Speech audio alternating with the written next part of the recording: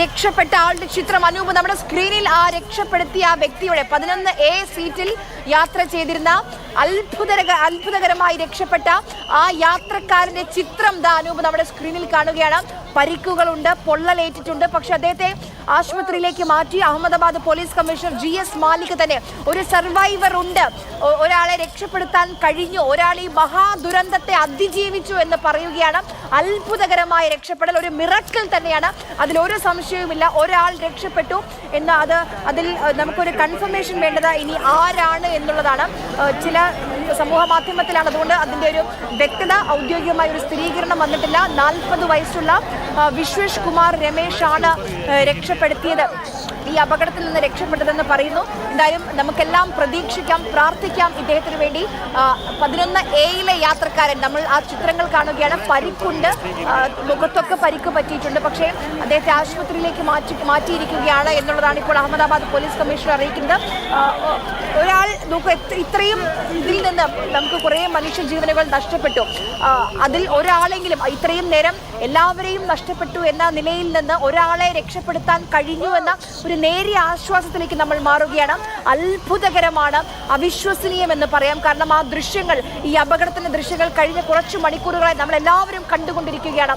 അതിന്റെ ആഘാതം, അതിന്റെ തീവ്രത എത്രത്തോളം വലുതാണെന്ന് നമ്മൾ കണ്ടുകൊണ്ടിരിക്കുകയാണ്. ആ അപകടത്തിൽ നിന്ന് മഹാ അത്ഭുതമെന്ന് മാത്രമേ പറയാനുള്ളൂ. ഒരാൾ രക്ഷപ്പെട്ടിരിക്കുകയാണ് ഈ വിമാന അപകടത്തിൽ. അദ്ദേഹത്തിന്റെ ആ അപകടത്തിൽ നിന്ന് രക്ഷപ്പെട്ട വ്യക്തിയുടെ ചിത്രമാണ് നമ്മൾ കാണുന്നത്. എമർജൻസി എക്സിറ്റ് വഴി രക്ഷപ്പെട്ടു എന്നുള്ളതാണ് നമുക്ക് പ്രാഥമികമായി ലഭിക്കുന്ന വിവരം. ഇതിലൊക്കെ ഔദ്യോഗികമായ സ്ഥിരീകരണം ഇനി വരേണ്ടതുണ്ട്. 38 വയസ്സുകാരനായ രമേശ്, അതായത് അദ്ദേഹത്തിന്റെ പൂർണ്ണമായ പേര് വിശ്വേഷ് കുമാർ രമേശ് എന്നുള്ളതാണ്. അദ്ദേഹം ഇപ്പോൾ അസർവയിലെ സിവിൽ ആശുപത്രിയിൽ ചികിത്സയിലാണ്. ഒരാളെ രക്ഷപ്പെടുത്താൻ കഴിഞ്ഞു എന്നുള്ളത് സ്ഥിരീകരിക്കുന്ന വാർത്ത തന്നെയാണ്. അദ്ദേഹത്തിന്റെ പേര് വിവരങ്ങളിലാണ് നമുക്ക് സ്വാഭാവികമായിട്ടും ഒരു കൺഫർമേഷൻ വരേണ്ടത്.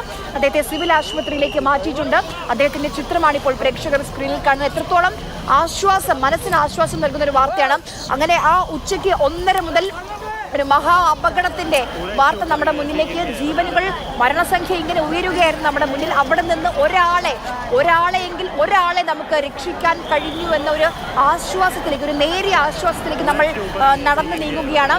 സീറ്റ് 10, അതായത് ഈ വിമാനത്തിൽ 11A എന്ന ആ സീറ്റിൽ യാത്ര ചെയ്തിരുന്ന വ്യക്തിയാണ് ഇപ്പോൾ രക്ഷപ്പെട്ടതെന്നാണ് ഇപ്പോൾ നമുക്ക് അറിയാൻ കഴിയുന്നത്.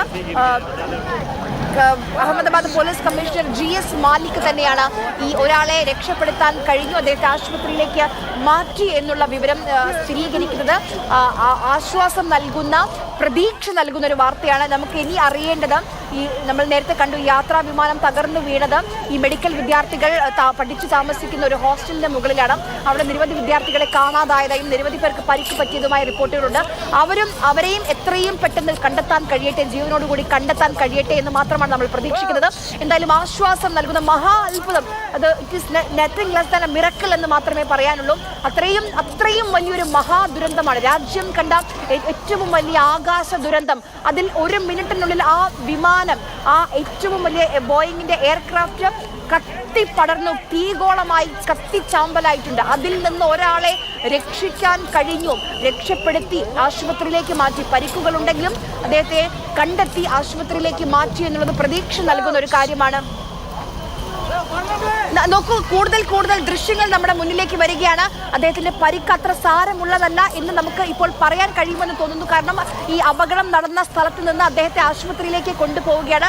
അതായത് അദ്ദേഹം സ്വയം നടന്നാണ് ആ ആംബുലൻസിലേക്ക് നടന്ന് നീങ്ങുന്നത്.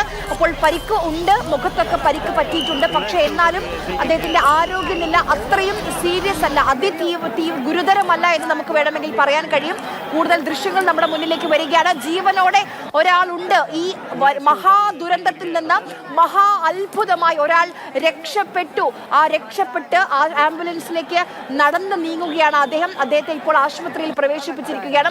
പരസഹായമില്ലാതെ, മറ്റൊരാളുടെയും സഹായമില്ലാതെ സ്വയം ആ ആംബുലൻസിലേക്ക് നടന്ന് നീങ്ങുകയാണ് അദ്ദേഹത്തെ ഇപ്പോൾ സിവിൽ ആശുപത്രിയിലേക്ക് മാറ്റിയിട്ടുണ്ട്.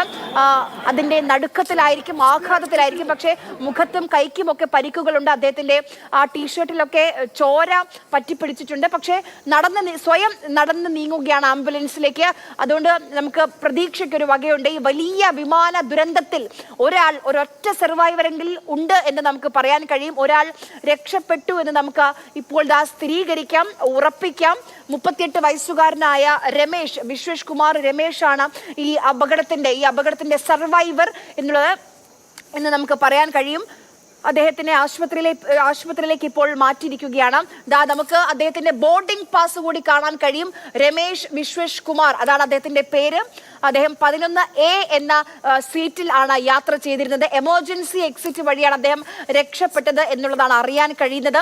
ഈ അപകടത്തിൽ, ഈ മഹാദുരന്തത്തിൽ ഒരു സർവൈവർ ഉണ്ട്. ഒരാൾ അതിജീവിച്ചു ഈ മഹാദുരന്തത്തെ എന്ന് മാത്രമേ നമുക്ക് ഈ നിമിഷം അതിൽ പ്രതീക്ഷിക്കാൻ, ഒരു നേരിയ ആശ്വാസം നമുക്ക് ഓരോരുത്തർക്കും വരികയാണ്.